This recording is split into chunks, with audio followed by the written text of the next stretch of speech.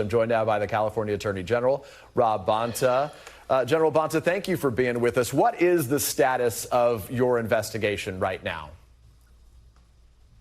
It's ongoing, and we are gathering all the facts that we can, including conducting interviews of the 36 asylum seekers who were flown to Sacramento, and identifying leads and tracking them down and pursuing them to make sure we have all of the facts on lockdown before we overlay our legal analysis, both looking at potential civil and criminal liability, and then make some final decisions. But we are in the middle of our factual investigation right now. So as we try to detail some of these facts, we've learned the migrants came from Texas through New Mexico, finally flown to your state of California. What is the latest information on how these migrants ultimately got to Sacramento? These migrants were on a long journey from their home countries, most of them from Venezuela. A 3-month trip was described to me through multiple countries, often sleeping on the street, missing meals, and coming to the United States of America in pursuit of asylum, seeking safety. When you're seeking asylum, it means you're fleeing violence and persecution. And when they arrived here, rather than being given safety, they experienced deceit in the form of what we can tell is an official program funded by state of Florida taxpayer dollars. You say we can tell by what? What is the evidence for that accusation? The official existence of the program, $10 million being used to fund it, and documents that we have in our possession that were given by the recruiters or those who approach the asylum seekers that have the state of Florida on it, the state of Florida so-called voluntary transportation program listed on it. The vendor, Virtual Systems, Inc., is identified as the private corporation who will carry out this official program of the state of Florida. So we have it in black and white in documents.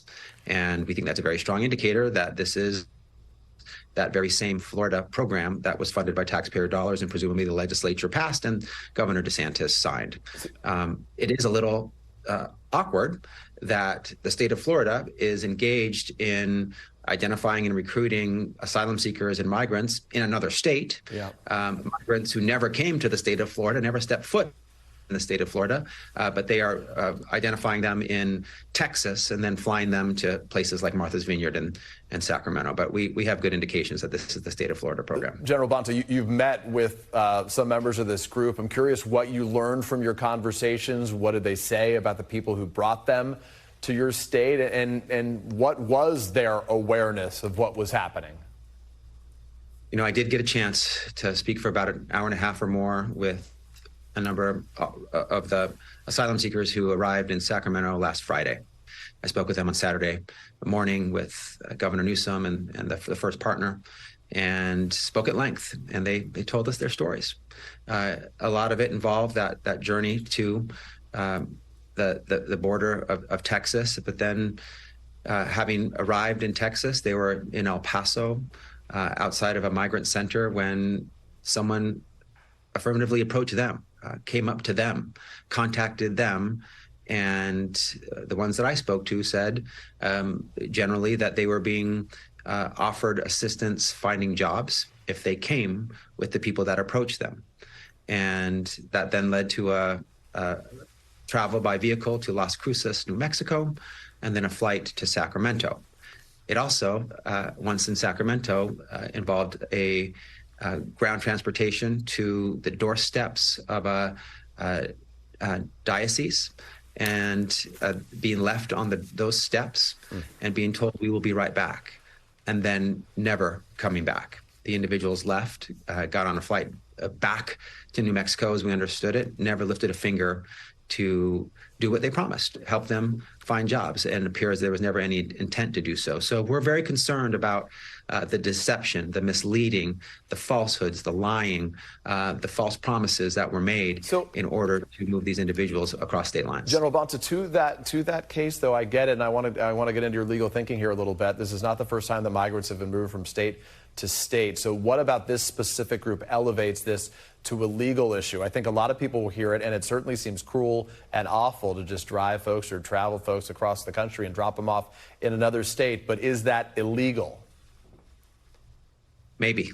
And that's what we're investigating. And that's what we're determining. Is it morally bankrupt? Absolutely. It's morally wrong. You can just put that aside. It's black and white, in my view.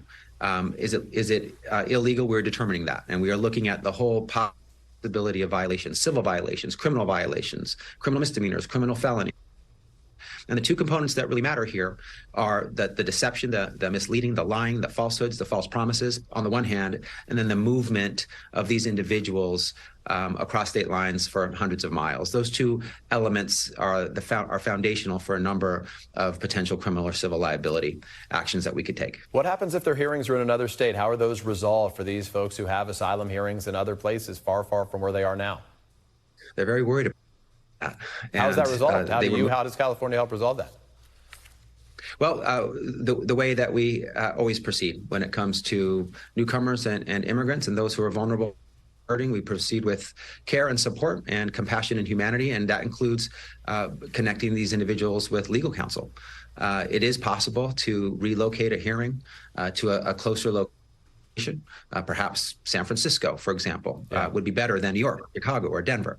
They could also be rescheduled to a time when they can actually appear. They're very concerned about appearing. It's important for the process of seeking asylum for them to be there in person, and so they're getting assistance with that. Rob Bonta is the Attorney General for the state of California. General Bonta, we appreciate your making time to speak to us. Thank you. Thanks for having me. Thanks for watching our YouTube channel. Follow today's top stories and breaking news by downloading the NBC News app.